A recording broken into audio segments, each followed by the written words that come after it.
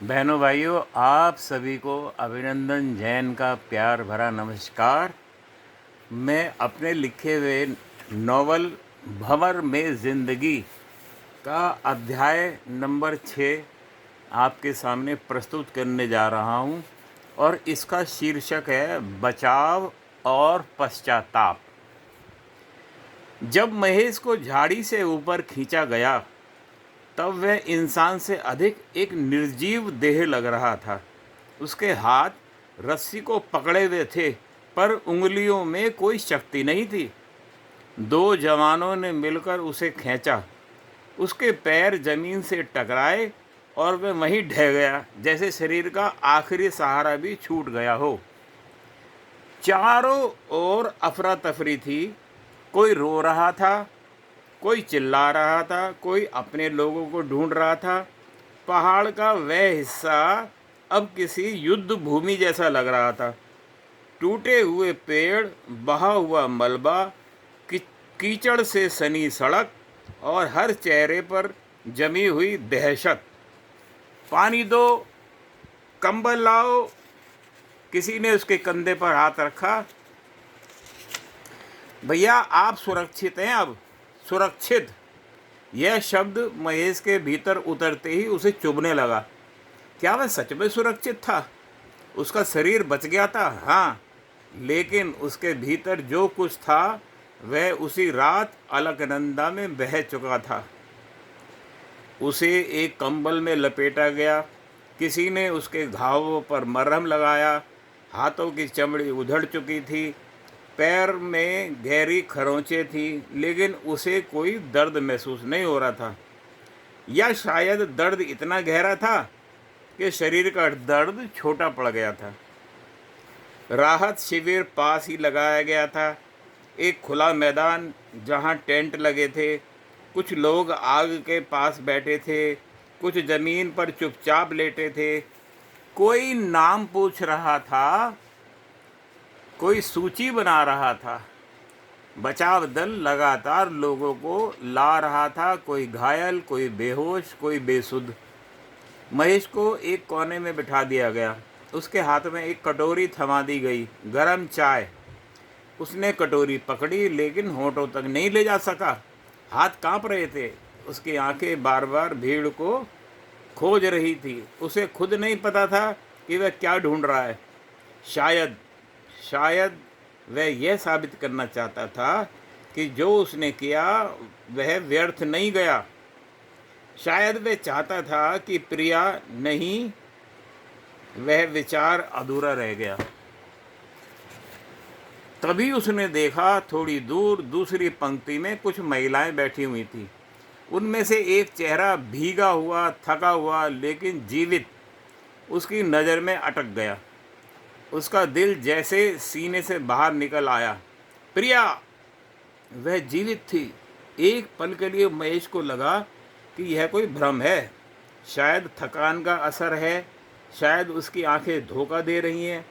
उसने आंखें झपकी, फिर देखा वह तो वही है, जीवित, सांस लेती हुई।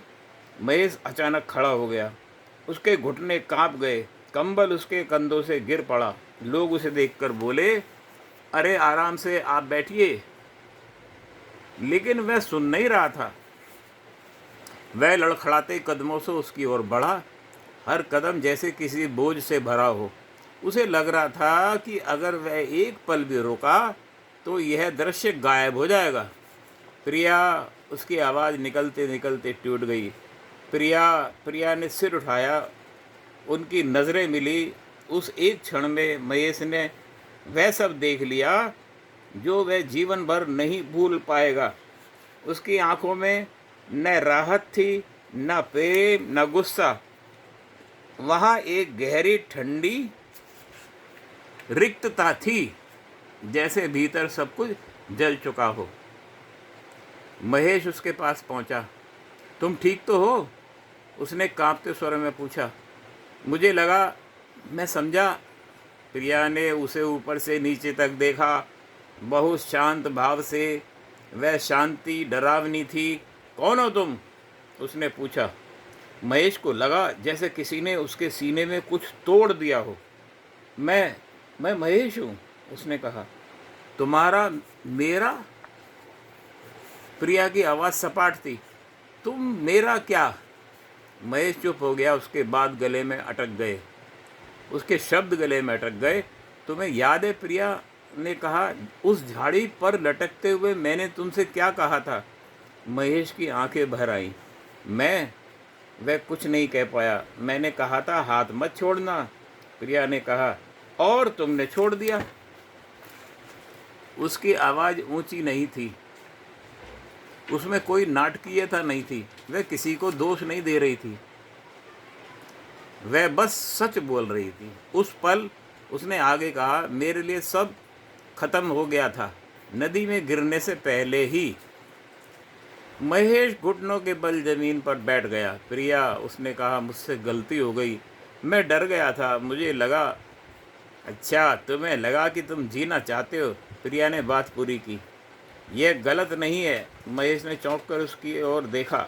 गलत यह है, प्रिया ने कहा, कि तुमने मुझे अपने जीवन से कमतर समझा। वह उठ खड़ी हुई। तुम्हारे लिए मैं बोझ बन गई थी, उसने कहा, और बोझ फेंक दिए जाते हैं। उसके शब्द किसी हथौड़े की तरह महेश के भीतर गिर रहे थे। मैं मर गई थी महेश, उसने कहा, उस नदी में नहीं, तुम्हारे भीतर। लोगों की नज़रें उन पर पड़ने लगी थी। कोई फुसफुसा रहा था, कोई चुपचाप देख रहा था, लेकिन प्रिया को किसी की परवाह नहीं थी। अब मेरे लिए तुम अजनबी हो, उसने कहा, और अजनबियों से मेरा कोई रिश्ता नहीं। वह मुड़ी और चली गई। महेश वहीं बैठा रह गया। उसने उसे पुकारा भी नहीं, उसे रोका नहीं, उसे छुआ नहीं, क्योंकि वह जानता था उसका हर अधिकार उसी झटके के साथ खत्म हो गया था। रात को राहत शिविर में लोग सोने लगे, कोई थककर, कोई दवाओं के असर से। महेश की आंखों में नींद नहीं थी। वह आग के पास बैठा रहा। आग की लपटें उठती गिरती जैसे जीवन। उसके दिमाग में बार बार वही दृश्य घूम रहा था। झाड़ी, पानी, प्रिया की आंखें, उसका हाथ छूटना। मैंने उसे नहीं बचाया, ये विचार उसे भीतर से खा रहा था। मैंने खुद को बचाया। अब उसे समझ में आ रहा था कि बच जाना हमेशा वरदान नहीं होता। हर बार जब कोई बचाव कर्मी उसके पास से गुजरता, वह नज़रें झुका लेता। उसे लगता था कि सब उसकी सच्चाई जानते हैं, कि हर कोई उसकी ओर देखकर सोच रहा है, ये वही आदमी है जिसने अपनी पत्नी को छोड़ दिया। शायद कोई नहीं जानता था, लेकिन उसे पता था, और वह काफ़ी था। सुबह होने लगी। पहाड़ों पर हल्की धूप पड़ी। नदी अब भी बह रही थी, जैसे कुछ हुआ ही ना हो। प्रकृति अपने घाव जल्दी भर लेती है, इंसान नहीं। महेश ने उसी सुबह तय कर लिया था, अब वह उस जीवन में नहीं लौटेगा, न घर, न समाज, न रिश्ते। क्योंकि जो आदमी स्वार्थ के उस क्षण में खुद को बचा ले, वह बाकी ज़िंदगी खुद से कैसे नज़रें मिलाए। उसके भीतर अपराध बोध अब स्थायी हो चुका था। यह कोई पछतावा नहीं था जो समय के साथ हल्का पड़ जाए। यह एक सज़ा थी जो बिना अदालत, बिना निर्णय उसे उम्र भर भुगतनी थी। देवप्रयाग में वह सिर्फ बचा नहीं था, वहीं पे महेश मर चुका था।